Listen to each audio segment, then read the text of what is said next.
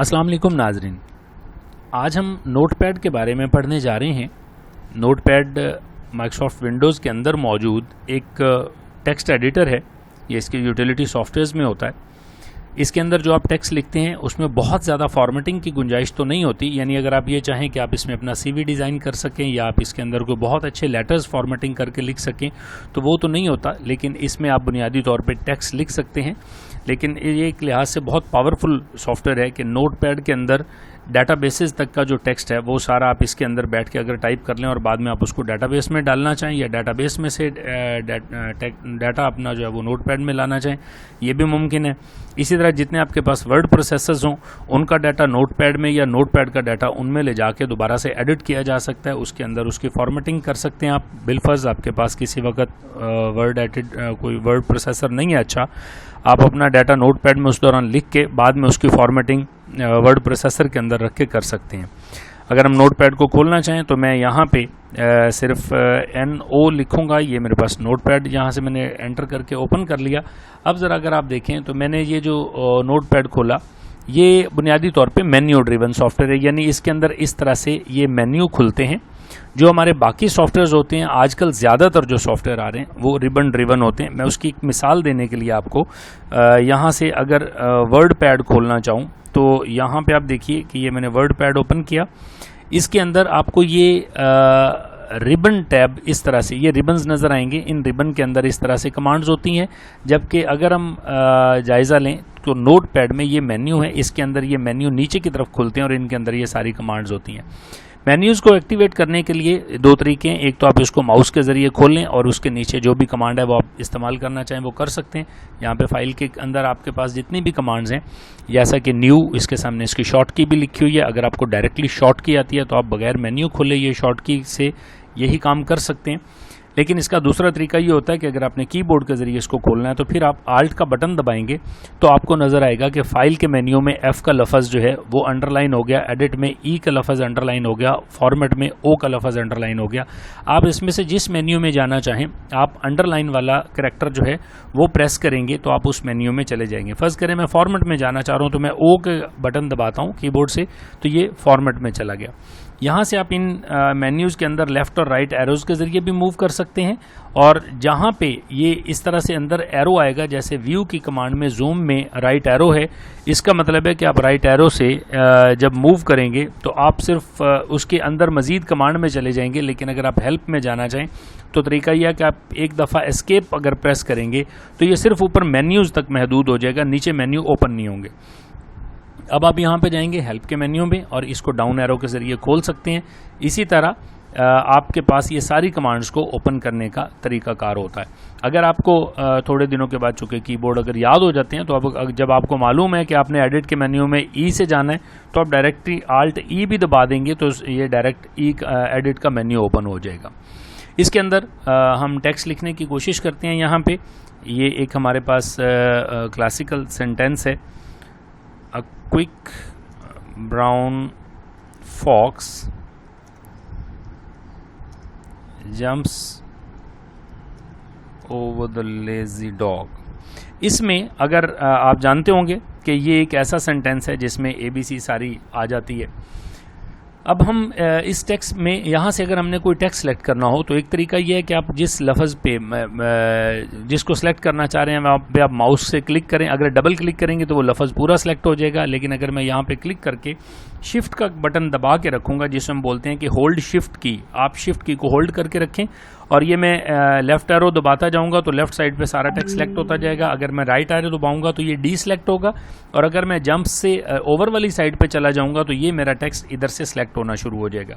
जब आप कोई भी अपना टेक्स्ट सेलेक्ट कर लेते हैं, फ़र्ज़ करें हम ये माउस के ज़रिए यहाँ से मैं ड्रैगिंग करके यानी माउस का क्लिक दबा के और ये माउस को इधर मूव करके लेके जाता हूँ तो ये मेरा सारा टेक्स्ट सेलेक्ट हो गया। अब हम टेक्स्ट को सिलेक्ट करते क्यों हैं? बिलफर्ज आपने किसी भी टेक्स्ट को कॉपी पेस्ट करना है, यानी एक जगह पे वो ऑलरेडी टेक्स्ट मौजूद है, मैं उसे दूसरी जगह भी लिखना चाह रहा हूँ। मैंने ये सारा टेक्स्ट सेलेक्ट किया और यहाँ से एडिट के मेन्यू में भी मेरे पास कॉपी की कमांड है, ये कंट्रोल C इसकी शॉर्ट की है। मैंने यहाँ से इसको कॉपी कर लिया और मैं यहाँ से एंटर प्रेस करके नीचे वाली लाइन में आता हूँ और यहाँ पे आके मैं फिर राइट क्लिक करके चाहे पेस्ट कर दूं, या आप एडिट में से जाके यहाँ से पेस्ट करना चाहें, या तीसरा तरीका है कि आप कंट्रोल वी दबा दें तो ये टेक्स्ट हमारे पास पेस्ट हो जाएगा। ये मैं यहाँ से फिर एंटर करता हूँ, निचली लाइन में आता हूँ और यहाँ पे मैंने राइट क्लिक करके पेस्ट किया, इसके बाद फिर एंटर करता हूँ और अब मैं कंट्रोल वी जो है कीबोर्ड से ये प्रेस करूँगा तो इस तरह से मेरे पास ये टेक्स्ट इसी तरह पेस्ट भी हो जाएगा। कॉपी के लिए भी इसी तरह कि अगर मैं फ़र्ज़ करें यहाँ से इतना लफ्ज़ सेलेक्ट करता हूँ और कंट्रोल सी दबा लेता हूँ और एंटर करके यहाँ से कंट्रोल वी कर देता हूँ, तब भी ये पेस्ट हो जाता है। इसी तरह याद रखिएगा जब हम कट पेस्ट की बात करते हैं तो कट पेस्ट से मुराद ये है कि मैंने ये लफ्ज़ सेलेक्ट कर लिया और एडिट करके अब मैं अगर कट करता हूँ यहाँ से तो इसका मतलब है ये लफ्ज़ अपनी असल जगह से भी गायब हो जाएगा। अब मैं यहाँ पे जाके दोबारा से इसको पेस्ट कर सकता हूँ और यहाँ पे देखिए ये लफ्ज़ पेस्ट हो गया। लेकिन ये याद रखिए जब हम एक दफ़ा कट भी करें चाहे आप कॉपी कर लें, वो लफ्ज़ आपके क्लिप बोर्ड पर चला जाता है। क्लिप बोर्ड मेमोरी का एक ऐसा हिस्सा होता है रैम का, मेन मेमोरी का यानी टेम्परेरी मेमोरी का, जिसके अंदर वो डाटा कॉपी हो जाता है और बाद में वो बार बार आप जहाँ भी चाहें आप उसको पेस्ट करना चाहें।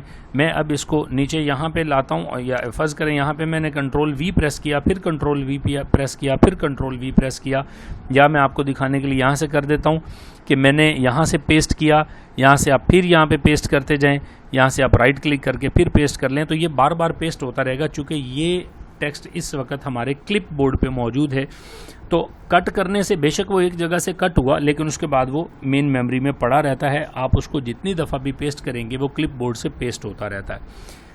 जिस तरह से हम सिलेक्शन के लिए लेफ़्ट और राइट एरो दबा रहे थे, इसी तरह आप अप और डाउन एरो के साथ भी ये मूव कर सकते हैं।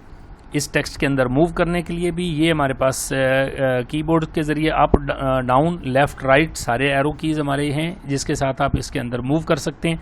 इसमें टेक्स्ट के आगाज़ में अगर आपने जाना हो बिल्कुल तो कंट्रोल होम आप दबाते हैं। इसी तरह कंट्रोल एंड अगर मैं दबाता हूँ, कंट्रोल की दबा के रखनी है और उसके साथ अगर मैं होम की जो है वो मैं दबाता हूँ तो ये कर्सर देखें मेरा बिल्कुल शुरू में चला गया, यहाँ पे इस वक्त ये ब्लिंक कर रहा है। और अगर मैं कंट्रोल एंड दबा दूंगा तो ये बिल्कुल एंड पे आ जाएगा। ये इस तरह से मैं अपने कर्सर को इसमें मूव करवा सकता हूँ। ये अब अगर आप देखें तो फाइल के अंदर हमारे पास यहाँ पे ऑप्शन है कि मैं इसको सेव कर सकता हूँ। मैंने इसको सेव किया और यहाँ पे बाय डिफ़ॉल्ट ये मेरे कंप्यूटर में डॉक्यूमेंट्स के अंदर सेव होगा। यहाँ पे मैंने इसको जो भी नाम दूंगा एक्सटेंशन इसकी .txt ये बनाएगा बाय डिफ़ॉल्ट, लेकिन अगर मैं चाहूँ तो इसको चेंज भी कर सकता हूँ। मैं यहाँ से अगर इसको सारे को भी डिलीट कर दूं तो भी मुझे यहाँ से नीचे से इसकी एक्सटेंशन बदलनी होगी और मैं इस वक्त इसका नाम रखने जा रहा हूँ 1 2 3 और .txt मैं लिख दूं तब भी ठीक है, वरना इसने यहाँ से सेव एज टाइप यहाँ पे मुख्तलिफ कैटेगरीज़ हैं, मैं इसमें से इसी को चुना रहने देता हूँ, यानी मैंने इसको टेक्स्ट डॉक्यूमेंट बनाना है, मैं इसको सेव कर देता हूँ। ये मेरी फ़ाइल यहाँ पे सेव हो गई है। इस वक्त आप देखें कि जो मेरी फ़ाइल का नाम है वो ऊपर टॉप पे आ गया है, यानी नोटपैड हमारे प्रोग्राम का नाम है, 123.txt मेरी फ़ाइल का नाम है। अब मैं अगर इसी फाइल के अंदर कुछ और एडिटिंग करता हूँ, फ़र्ज़ करें मैंने ये वाली लाइंस नीचे वाली जो हैं वो सारी डिलीट कर दी और अब मैं इस फाइल को सेव करने की बजाय फ़ाइल सेव एज़ कर देता हूँ, तो याद रखिएगा कि ये जो नई फ़ाइल ये 1 2 3 मेरी फ़ाइल उसी तरह यहाँ पे पड़ी हुई है। यहाँ पे मैं इसको दूसरी फ़ाइल को बनाता हूँ और इसका नाम रख देता हूँ 4 5 6। ये फ़ाइल मेरी इसी तरह यहाँ पे नए नाम से सेव हो गई। और ये याद रखिए जो पिछला टेक्स्ट हमने सेव किया था वो हमारा, अगर हम देखना चाहें फ़ाइल, यहाँ से मैं ओपन करता हूँ और अब मैं 1 2 3 वाली फ़ाइल को खोलता हूँ तो इसमें वो सारा टेक्स्ट मौजूद है, क्योंकि हम इसमें सेव करके आए थे और जब हमने टेक्स्ट डिलीट किया था तो हमने उसको 4 5 6 के नाम से सेव कर दिया था। इस तरह से आप अपनी फ़ाइल को सेव एज़ जब करते हैं तो याद रखिए पिछला वर्जन जहाँ तक आपने सेव किया था टेक्स्ट उतना उसमें रहता है, और जब आपने सेव एज़ किया उस वक्त जो हालत आपके डॉक्यूमेंट की थी वो नए नाम से सेव हो जाता है। इस तरह से आप पेज सेटअप भी देख सकते हैं। पेज सेटअप के अंदर मुख्तलिफ पेज साइज़ होते हैं, ऑल्दो कि हम इसको इस्तेमाल नहीं किया करते ज़्यादातर नोटपैड की फ़ाइल को प्रिंटिंग के लिए, लेकिन अगर आप करना चाहें तो यहाँ से आप इसमें पेपर का साइज़ लगा सकते हैं। A4 एक स्टैंडर्ड साइज़ होता है जो हमारे पास ज़्यादातर प्रिंटिंग में इस्तेमाल होता है। तो हम इसके ऊपर यहाँ से इसकी सेटिंग करके इसमें आपने लेफ़्ट राइट टॉप बॉटम जितना मार्जिन देना हो वो भी आप दे सकते हैं। कागज़ को आपने पोर्ट्रेट या इस रुख पे अगर करना है तो लैंडस्केप कहलाता है। जो लेफ़्ट राइट टॉप बॉटम में जितने इंच आप मार्जिन देना चाहेंगे उतने इंच वो सफ़ेद जगह खाली छोड़ देगा। इसी तरह अगर आप हेडर में कोई नाम लिखना चाहें अपना तो वो पेज के टॉप के ऊपर आपका प्रिंट करेगा। ये इसके अलावा हमारे पास प्रिंट का ऑप्शन भी यहाँ पे मौजूद है। अगर आप इसको डायरेक्ट प्रिंट करना चाहें तो यकीनन जो भी प्रिंटर आप यहाँ से इस्तेमाल करेंगे उस प्रिंट को चूज़ करें। आप इसको प्रिंट का बटन पे क्लिक करेंगे तो वो प्रिंट भी हमारे पास मौजूद होगा। इसके बाद हम चलते हैं, ये हमारे पास एग्जिट है, जाहिर है इससे हमारा नोटपैड बंद हो जाएगा। इसके बाद एडिट में है अंडू। अंडू से मुराद क्या है कि आपने जो भी एक आखिरी काम किया, फ़र्ज़ करें हमने ये टेक्स्ट डिलीट कर दिया और अब मैं कंट्रोल Z करता हूँ तो ये टेक्स्ट मेरा वापस आ जाएगा। लेकिन इसमें ये चीज़ याद रखिए, फ़र्ज़ करें मैंने ये डिलीट किया, इसके बाद ये चीज़ डिलीट की और अब मैं कंट्रोल Z करूँगा और दोबारा कंट्रोल Z करने से यही चीज़ मेरी रिपीट होती रहेगी। जो लोग ऑलरेडी कंप्यूटर को जानते हैं उनको पता होगा बहुत सारे सॉफ्टवेयर में कंट्रोल Z जो है वो कई स्टेप्स तक काम करता है। बहुत सारे स्टेप आपके अंडू होते हैं, लेकिन नोटपैड में याद रखिएगा सिर्फ एक आखिरी स्टेप अगर आपसे गलती से कोई हो गया आप उसे अंडू कर सकते हैं, यानी उस काम को ख़त्म कर सकते हैं, वापस पहली हालत में ला सकते हैं। उससे ज़्यादा स्टेप्स इसके अंदर मौजूद नहीं होते। कट कॉपी पेस्ट को हमने ऑलरेडी देख लिया। डिलीट आपने कोई भी टेक्स्ट करना है तो आपके पास आप चाहे यहाँ से सिलेक्ट करके यहाँ से डिलीट कर दें, अदरवाइज़ उसके साथ भी लिखी हुई है शॉर्ट की कि आप डिलीट की बटन जो है वो डिलीट की कीबोर्ड से प्रेस करेंगे तो भी वो टेक्स्ट हमारा डिलीट हो जाएगा। इसके बाद अगर हम यहाँ पर देखें सर्च विद बिंग, ये इंटरनेट के ऊपर हमें ले जाता है, वहाँ से हमारी सर्चिंग स्टार्ट कर देता है। बिंग इसका सर्च इंजन होता है चूँकि माइक्रोसॉफ्ट का।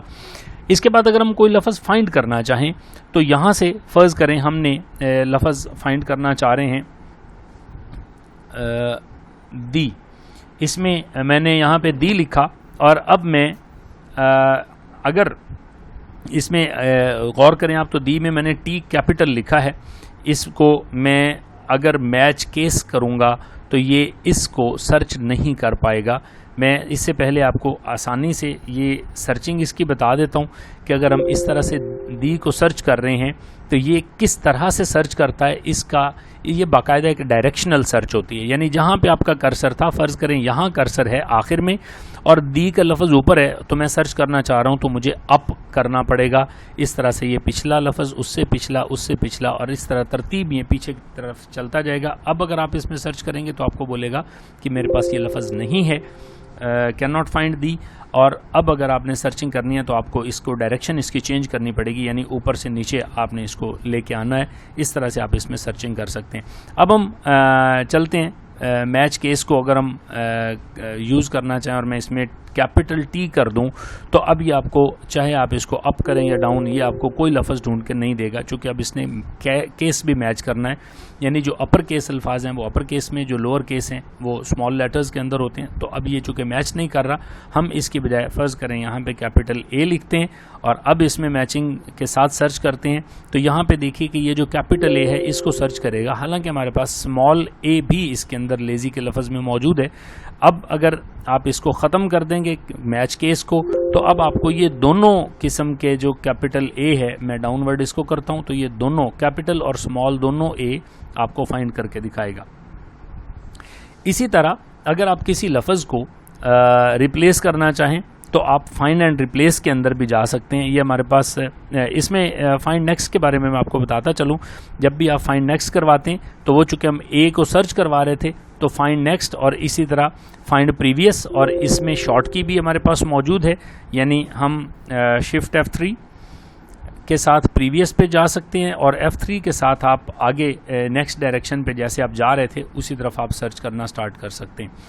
इसके बाद रिप्लेस के लिए अगर हम ये देखना चाहें, फ़र्ज़ करें हम यहाँ पे चाह रहे हैं कि जहाँ जहाँ लफ्ज़ लेज़ी है ये हम लेज़ी के लफ्ज़ को करना चाह रहे हैं जी क्विक के साथ रिप्लेस करना चाह रहे हैं। हम फाइंड नेक्स्ट करेंगे, ये हमें लेज़ी का लफ्ज़ चूँकि वो डायरेक्शनली नीचे नहीं मौजूद, हम इसको यहाँ पे जाके क्लिक करते हैं और अब ये हमें यहाँ से फाइंड नेक्स्ट पे करेंगे तो ये लफ्ज़ इसने ढूंढ लिया। जब मैं रिप्लेस के बटन पे क्लिक करूँगा तो ये इसकी जगह पे देखिएगा कि ये क्विक लगा देगा। ये इसने क्विक लगा दिया और अगले लफ्ज़ पे चला गया। अब अगर आप ये चाहें कि जी आप सारे जहाँ जहाँ लेजिए एक ही क्लिक से अगर आप रिप्लेस करना चाहें तो आप रिप्लेस ऑल करेंगे तो ये देखिए कि सारे अल्फाज जो हैं वो हमारे रिप्लेस हो गए। इसी तरह अगर हम एडिट के मेन्यू में फर्दर आगे चलें, सिलेक्ट ऑल, जिसके लिए कंट्रोल ए की शॉर्ट की मैंने आपको बताई थी, ये सारे टेक्स्ट को सिलेक्ट कर लेगा। इसके ऊपर अगर आप कुछ भी कॉपी पेस्ट वगैरह करना चाहें तो उसके लिए आप इसको इस्तेमाल कर सकते हैं। इसी तरह अगर हम किसी जगह डेट एंड टाइम देना चाहें तो आप एडिट में जाएं, टाइम एंड डेट के ऊपर आप क्लिक करें। इसकी शॉर्ट की F5 जहाँ पे नज़र आ रही थी, इसमें आपके पास करंट टाइम और करंट डेट यहाँ पे नज़र आ जाएगा। आप इसको बाद में एडिट करना चाहें तो आप इसको एडिट भी कर सकते हैं। इसके बाद हमारे पास यहाँ पे देखिए कि फॉर्मेट के अंदर आ जाता है। इसमें वर्ड रैपिंग से मुराद ये होती है, अगर मैं वर्ड रैप इसका ऑन कर देता हूँ और यहाँ पे देखिए कि मैं इसको स्पेस दे के, चूँकि हमने यहाँ पे एंटर प्रेस किया था, हम इसको अगर ये मैं डिलीट करता जाता हूँ और इन सारी लाइंस को आपस में फ़र्ज़ करें मैं जोड़ देता हूँ। ये इस वक्त अगर आप देखें तो ये स्क्रीन एंड तक जा रही है और यहाँ पे ये मैंने स्पेस दे के फिर डिलीट करके टेक्स्ट नीचे वाले को ऊपर कर लिया, तो ये सारे का सारा टेक्स्ट हमारा इकट्ठा मूव हो रहा है। और अब अगर आप देखें, मैं यहाँ से होम की प्रेस करके यहाँ पे जाता हूँ। अब अगर मैं इसको रैप इसका ऑन करूँगा, वर्ड रैप, तो ये देखिए कि वर्ड आखिरी जगह से जाके रैप होके नीचे आ जाता है, यानी हमारे जो टेक्स्ट है वो तय दर तय नीचे आता चला जाता है। इसी रैप को अगर आप ख़त्म कर देंगे तो ये टेक्स्ट की रैपिंग ख़त्म होकर टेक्स्ट हमारा सीधा सिर्फ एक लाइन में रह जाएगा। तो ये ज़रूरी है कि हम इसको रैप को ऑन रखें ताकि हमारे पास टेक्स्ट जो है वो जैसे ही लाइन ख़त्म हो तो टेक्स्ट निचली लाइन में आ जाया करे। फ़ॉन्ट के अंदर याद रखिए कि बहुत सारी एडिटिंग आप बेशक कर सकते हैं, बहुत सारी फ़ॉन्ट की चॉइस मौजूद होगी। जितने भी आपके कंप्यूटर में फ़ॉन्ट्स मौजूद हैं वो सारे आपको यहाँ पे मिल जाएंगे। फ़र्ज़ करें हमने ये एक फ़ॉन्ट लगा दिया, इसमें बोल्ड चूज़ कर लेते हैं और इसका फ़ॉन्ट का साइज़ भी आप बदलना चाहें तो वो भी आप बदल सकते हैं। लेकिन ये याद रखिएगा कि जब आप इसमें फ़ॉन्ट लगाएंगे तो नोट पैड में कोई भी सिलेक्ट करके टेक्स्ट आप उसके ऊपर मखसूस फ़ॉन्ट नहीं लगा सकते। इसमें जो फ़ॉन्ट आप लगाएंगे पूरे के पूरे नोट पैड के ऊपर वो अप्लाई होता है। इसमें फ़र्ज़ करें मैंने इतना टेक्स्ट सेलेक्ट कर लिया और अब अगर मैं यहाँ से ये चाहूँ कि इतने एरिया का फ़ॉन्ट चेंज हो जाए, ऐसा नहीं होना। मैंने ये फ़ॉन्ट में जाके फ़र्ज़ करें इसका जो टेक्स्ट है उसको मैंने यहाँ से फ़ॉन्ट इसका बदल दिया, तो ये याद रखें मैंने इसको जैसे ही ओके किया तो ये सारे का सारा टेक्स्ट जितना भी है हमारा ये सारा चेंज होगा। इसने सिलेक्टेड टेक्स्ट के ऊपर ये फ़ॉन्ट को अप्लाई नहीं करता। ये हमारा फ़ॉन्ट का डायलॉग बॉक्स हो गया। एक इसमें मैं आपको ये बात बताता चलूँ, जितनी भी कमांड्स जब आप मेन्यू खोलते हैं और कमांड्स के सामने 3 डॉट्स इस तरह से लगे होते हैं, इसका मतलब होता है कि ये कमांड यहीं पे मुकम्मल नहीं होगी। जैसे वर्ड रैप आपने क्लिक किया तो रैपिंग हो गई वरना ख़त्म हो गई, बल्कि 3 डॉट्स वाले के आगे एक डायलॉग बॉक्स आता है हमेशा, और ये डायलॉग बॉक्स जब आप ओपन करते हैं तो उसमें से ये काम करता है। यहाँ पर अगर आप जाएंगे ये सारी कमांड्स डायरेक्टली चलती हैं, लेकिन ये देखिए फाइंड, रिप्लेस, गो टू, इसमें आपने देखा था कि जिस वक्त आप इन कमांड्स में जाते हैं तो ये आपको ऑटोमेटिकली उस टेक्स्ट के अंदर उसका डायलॉग बॉक्स यहाँ से जाके ओपन होता है, तब ये काम हो रहा होता है। हम यहाँ से इस टेक्स्ट को निचली लाइन में ले आते हैं। इसमें व्यू के अंदर अगर हम जाएं तो व्यू में हमारे पास जूम इन, जूम आउट और रीस्टोर डिफ़ॉल्ट जूम का ऑप्शन होता है।